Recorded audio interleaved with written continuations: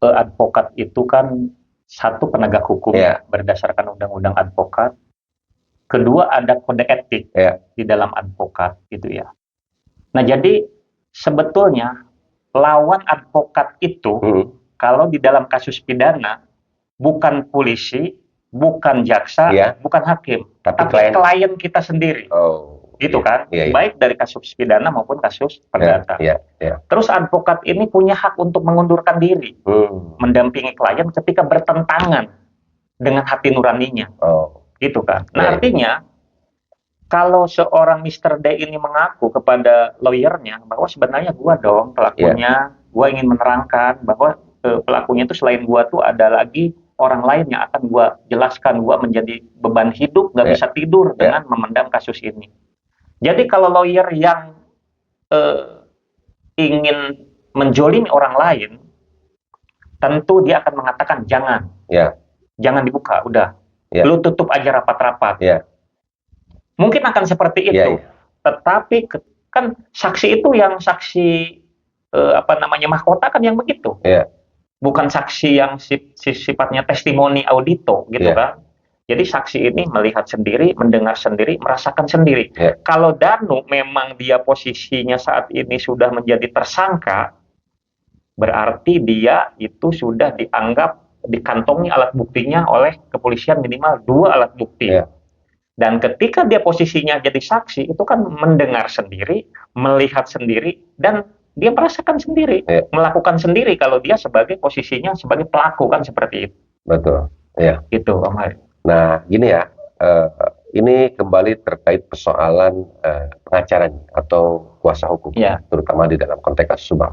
Nah, mungkin Pak Ketua juga dalam hal ini melihat ya, bahwa di dalam kasus Subang ini dan juga didampingi oleh seorang kuasa hukum yang dipimpin langsung oleh Bapak Ahmad Taufan Sudirjo, SHMH ya. Nah, sebenarnya banyak dari awal yang memang meragukan adanya Bang Taufan di sini, yaitu mendapatkan kuasa hukum dari pihak keluarga. Karena apa? Karena dikhawatirkan tidak akan bisa lebih objektif ya, terutama dalam menegakkan keadilan untuk kedua korbannya. Akan tetapi, Bang Taufan sudah membuktikan, ya tentunya mengacu seperti apa yang disampaikan oleh Pak Ketua tadi, bahwa seorang pengacara itu bukan bisa dikatakan beginilah, bukan berarti untuk membela yang salah dan menyalahkan yang benar, kan seperti itu. Lalu bagaimana menurut Ketua kita bisa melihat pengacara yang memang itu tadi tidak searah dengan tujuan dari pemberian pendampingan sesuai dengan ya tentunya berdasar kepada undang-undang itu tadi. Bagaimana melihat sisi itu? Bisa dipahami mungkin sama Ketua. Jadi memang advokat itu kan satu penegak hukum berdasarkan undang-undang advokat. Kedua ada kode etik di dalam advokat gitu ya. Nah jadi sebetulnya lawan advokat itu kalau di dalam kasus pidana bukan polisi, bukan jaksa, bukan hakim, tapi klien kita sendiri. Gitu kan, baik dari kasus pidana maupun kasus perdata. Terus advokat ini punya hak untuk mengundurkan diri, mendampingi klien ketika bertentangan dengan hati nuraninya. Gitu kan. Nah artinya kalau seorang Mr. D ini mengaku kepada lawyernya bahwa sebenarnya gua dong pelakunya, gua ingin menerangkan bahwa pelakunya itu selain gua tuh ada lagi orang lain yang akan gua jelaskan, gua menjadi beban hidup, nggak bisa tidur dengan memendam kasus ini. Jadi kalau lawyer yang ingin menjolimi orang lain, tentu dia akan mengatakan jangan, jangan dibuka, udah, lu tutup aja rapat-rapat. Mungkin akan seperti itu, tetapi karena advokat juga disumpah, ya. Jadi yang disumpah itu bukan saja hakim dan jaksa ya, ketika mau menjabat, gitu kan. Advokat pun disumpah. Jadi kalau hukum yang maha kuasa ini kan meskipun tidak sekarang nanti akan terasa baik agama apapun gitu ya.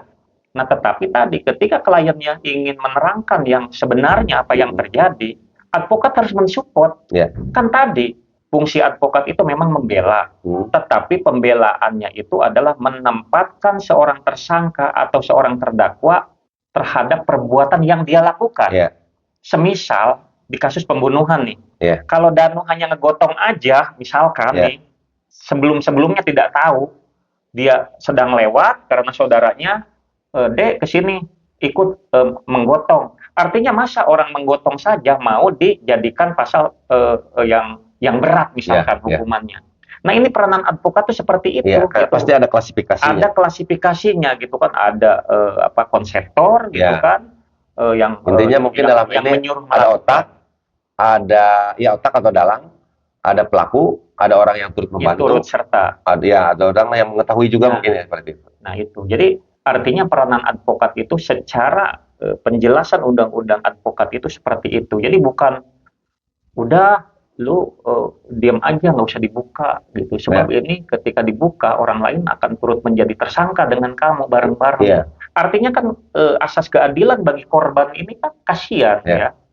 Justru dengan Danu membuka bahwa gua pelakunya dan gua juga ada teman-teman yang turut serta itu adalah sebagai bentuk kejujuran seorang Danu. Makanya kenapa JC-nya itu dikabulkan? Mungkin dengan berbagai penelitian dan analisa ya, kan nggak mudah orang menjadi JC itu kan ya, karena kasus ini memang cukup lama dan berlarut-larut gitu. Tapi kalau saya analisa sebenarnya polisi itu sudah mengantongi petunjuk-petunjuk ya. Petunjuk itu kan alat bukti juga ya di dalam pasal 184 KUHP gitu kan. Semisal tadi sidik jari, DNA gitu kan, terus percakapan gitu kan, percakapan pada saat terjadi pembunuhan. Jadi polisi kan nggak sulit, meskipun HP si korban hilang, yang hilang itu kan fisiknya sebetulnya, tapi yang namanya percakapannya ini, bila dibongkar di providernya pada saat hari A jam sekian itu mohon dikeluarkan nomor HP sekian. Itu ada. Artinya bagi kepolisian itu nggak sulit gitu ya, nggak sulit. Yang mempersulit keadaan itu biasanya polisi itu ingin akurat. Ingin akurat. Jadi artinya yang namanya perkara itu ada yang namanya perkara ringan, sedang, dan berat gitu. Nah ini kan durasi waktunya juga berbeda-beda kan seperti itu. Nah makanya sekarang dengan lengkapnya berkas yang hasil penyidikan polisi terhadap 2 orang ini, itu kan tinggal menunggu persidangan. Nih informasinya minggu-minggu ini juga akan ada digelar persidangan ya terkait kasus ini gitu. Ini seperti apa ini bolanya gitu ketika sudah menjadi terdakwa kan seperti itu. Tinggal tadi peran fungsi advokat masing-masing, kuasa hukum Danu maupun kuasa hukum Mr. Y ini, ya silakan buktikan kalau memang kliennya itu tidak bersalah. Tapi kan kalau Danu mah sudah resmi dia menyatakan bahwa saya pelaku, bagian daripada pelaku gitu ya. Artinya paling kuasa hukum itu membela posisi Danu itu diringankan. Pertama JC ya kan membongkar peristiwa gitu kan akibat dia mengakui. Jadi peran pengacaranya sangat ringan. Hanya memohon kepada majelis hakim aja untuk diperingan bahwa dia peranannya itu hanya seperti ini. Tapi bagi orang yang melakukan perbuatan itu kemudian hatinya tetap tidak mengaku, di sisi lain polisi sudah mengantongi bukti yang sah berdasarkan undang-undang. Ini tinggal bagaimana advokat yang mendampingi kliennya yang belum mengaku itu meyakinkan hakim bahwa kliennya memang tidak bersalah. Dia itu kliennya bersalah atau tidak kan begitu.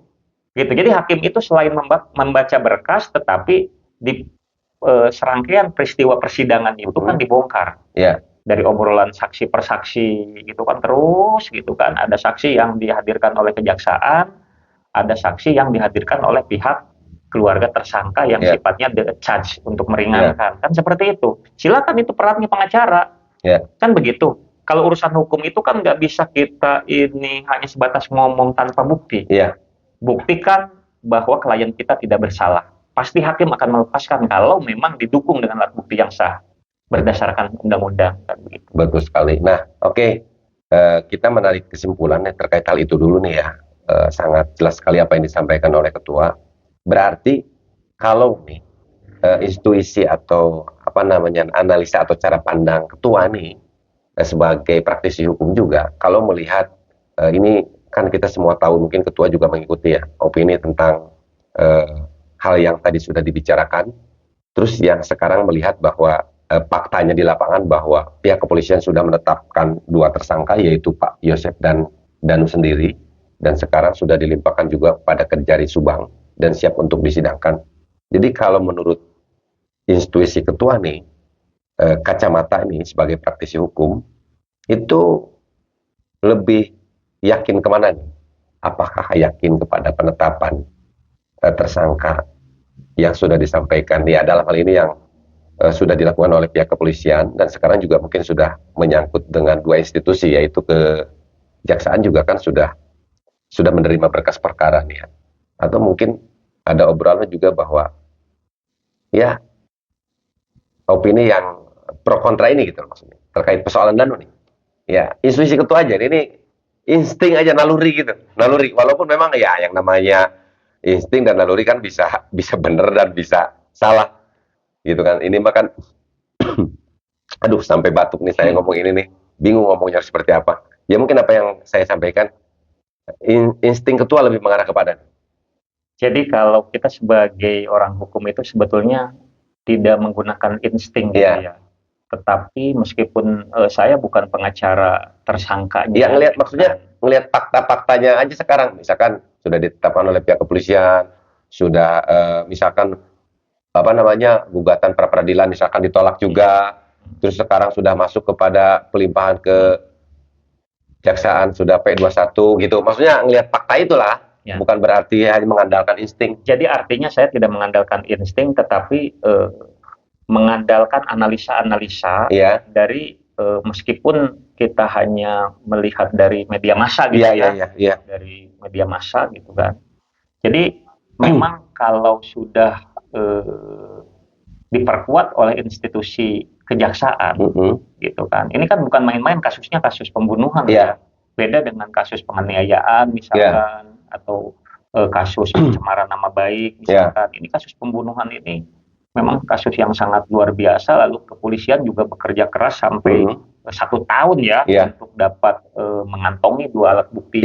Hampir 2 tahun malah. 2 tahun gitu ya, ketika menetapkan seseorang menjadi tersangka itu kan nggak gampang, karena polisi juga memelihara asas-asas keadilan di masyarakat. Jadi jangan sampai orang yang memang tidak ada irisannya sama sekali dengan kasus ini tiba-tiba dijadikan tersangka. Betul, kita tidak mengharapkan seperti itu. Tapi kalau saya menganalisa kasus ini, gitu kan, jadi unsur perbuatan pidana yang Danu udah jelas dia diakui oleh dia sendiri, ketika merembet kepada kepada pihak lain, yang disebut sama dia, kepada pihak lain, gitu. Saya lebih perkara ini meskipun berkasnya beda-beda, di istilah hukum itu diseplit berkasnya berbeda-beda.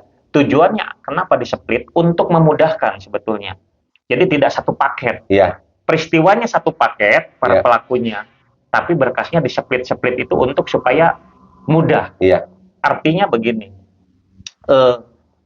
ketika institusi kejaksaan sudah memperkuat kasus ini, ketika proses persidangan ini tidak meyakinkan hakim, pihak advokatnya di dalam proses persidangan, cenderung kasus ini itu akan, dalam tanda petik, akan terbukti kalau menurut saya.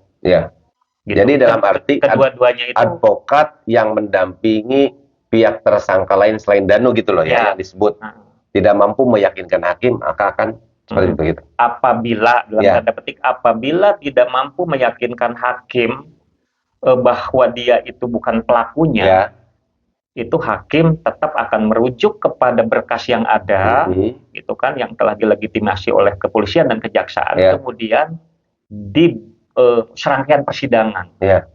Jadi pandangan hakim ini sebenarnya dia pelaku apa bukan sih? Nah, kalau sudah hakim yakin, pan tadi 2 alat bukti. Plus 1 keyakinan hakim. Maka hakim itu akan menentukan vonis, menjatuhkan vonis terhadap orang-orang tersebut gitu.